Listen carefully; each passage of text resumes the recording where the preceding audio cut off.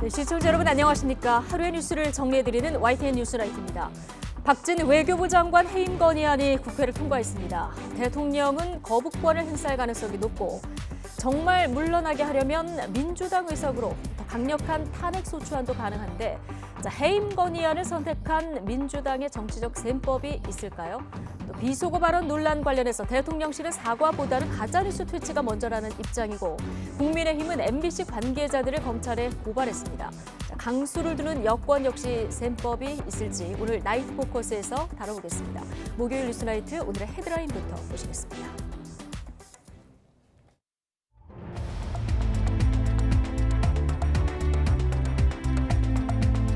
9월 29일 목요일 뉴스나이트 주요 뉴스입니다. 민주당이 국회 본회의에서 박진 외교부 장관의 해임 건의안을 사실상 단독으로 통과시켰습니다. 윤석열 대통령은 수용 거부 방침을 정했고 국민의힘은 안건을 상정한 김진표 국회의장에 대한 사퇴 권고안을 내기로 했습니다. 대통령실은 MBC가 윤 대통령 순방 발언 자막을 조작해서 한미 동맹을 이간시켰다며 가짜 뉴스를 퇴치하겠다고 밝혔습니다. 국민의힘은 박성재 사장 등 MBC 관계자 4명을 고발하며 고조를 마쳤고 민주당은 물가부터 잡으라고 맹비난했습니다. 윤 대통령을 만난 해리스 미 부통령이 윤 대통령의 발언 논란에 대해 미국 측은 전혀 개의치 않고 있다고 말했습니다. 인플레이션 감축법에 대해서는 법률 집행 과정에서 한국 측 우려를 해소할 방안을 잘 챙겨보겠다고 밝혔습니다. 사회부총리 겸 교육부 장관 후보자에 이명박 정부에서 교육정책을 설계했던 이주호 전 장관이 지명됐습니다. 노동개혁 논의를 이끌 경제사회노동위원회 위원장에는 김문수 전 경기지사가 임명됐는데 벌써부터 논란이 일고 있습니다. 어제 단거리 탄도미사일 2발을 발사했던 북한이 하루 만에 또다시 동해상으로 탄도미사일을 쐈습니다. 한미해상 연합훈련 등에 대한 반발 차원으로 보입니다. 신당역 스토킹 살인 사건의 피의자 전주환이 스토킹과 불법 촬영 혐의에 대해 징역 9년을 선고받았습니다. 전주환은 시간이 지나 화가 누그러지길 원한다며 선고 연기를 요청했지만 중형을 피하지는 못했습니다. 재건축 부담금 면제 기준을 3천만 원에서 1억 원으로 높이는 등의 재건축 초과이익 환수제 개편안이 나왔습니다. 이번 조치로 부담금 부과 대상 단지가 절반 가까이 줄어들 전망입니다. 네, 더불어민주당이 당론으로 발의한 박진 외교부 장관 해임 건의안이 국회 본회의를 통과했습니다.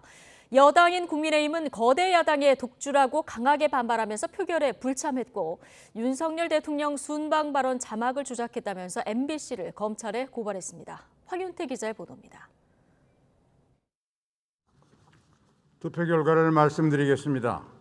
국무위원 외교부 장관 박진 해임 건의안은 총 투표수 170표 중 가 168표, 부 1표, 기권 1표로서 가결되었음을 선포합니다.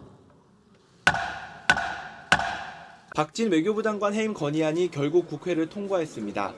이틀 전 민주당이 당론으로 발의해 본회의에 보고된 지 29시간 만입니다. 170명이 투표해 찬성 168표, 기권과 반대 1표씩으로 사실상 민주당 단독으로 박 장관 해임안을 처리한 겁니다.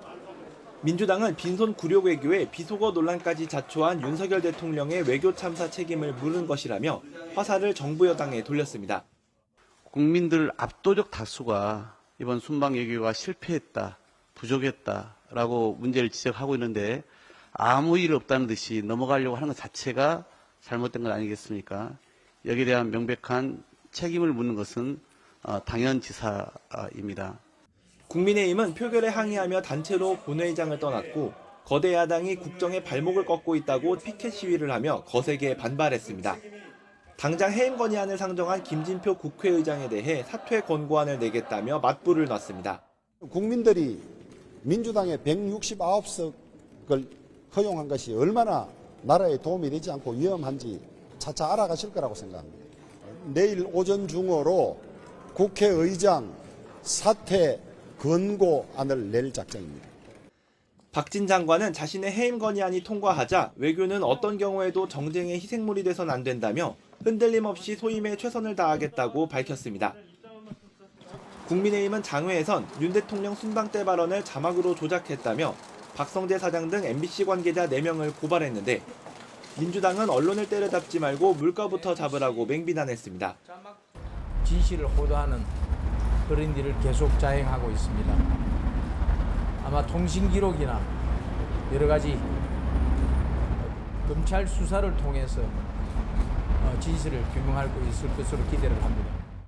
국격이나 동맹보다 대통령의 체면이 더 중요합니까?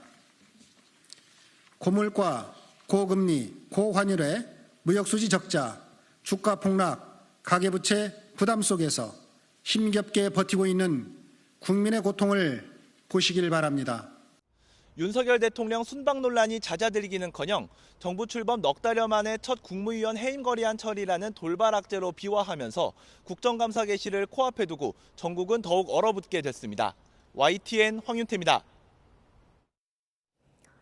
윤석열 대통령은 국회를 통과한 박진 외교부 장관에 대한 해임 건의안을 받아들이지 않을 방침입니다. 대통령실 고위 관계자는 받아들일 이유가 없다면서 딱히 어떤 절차를 통해 건의안을 다시 국회로 보내거나 하는 형태가 아니라 그냥 수용하지 않겠다는 것이라고 말했습니다. 국회의 국무위원 해임 건의는 그야말로 건의일 뿐 대통령에게 구속력을 갖지 않고 법률상 거부권 행사 절차가 규정돼 있지도 않습니다. 네, 윤석열 대통령의 비속어 논란이 국정 전반을 뒤흔들고 있지만 대통령의 사과나 유감 표명은 없을 것으로 보입니다.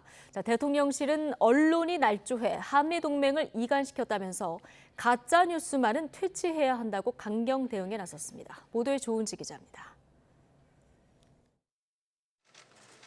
미국 뉴욕에서 문제의 발언이 나온 지 꼭 일주일째 앞서 진상규명을 말했던 윤석열 대통령은 추가 언급은 자제했습니다.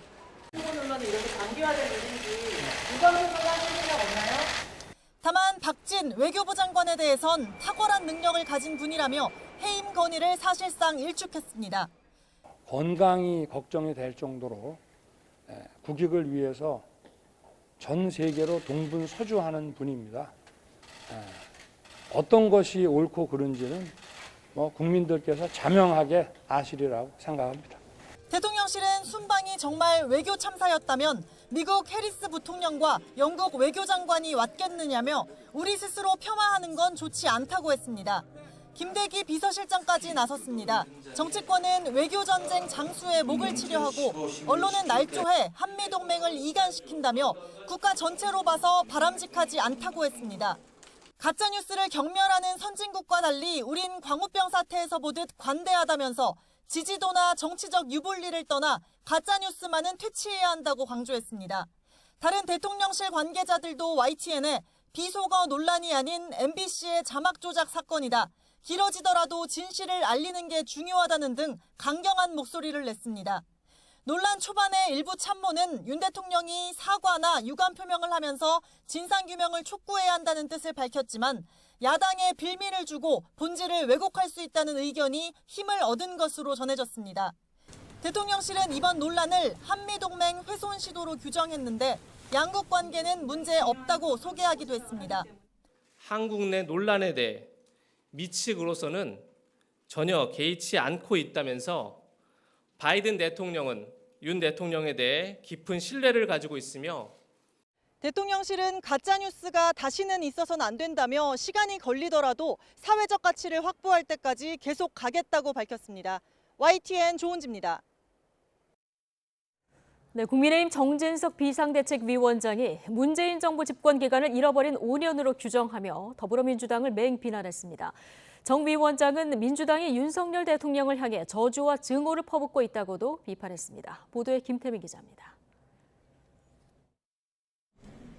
하루 전 민주당에 이어 교섭단체 대표연설에 나선 국민의힘 정진석 비상대책위원장은 문재인 정부에 대한 날선 비판으로 포문을 열었습니다.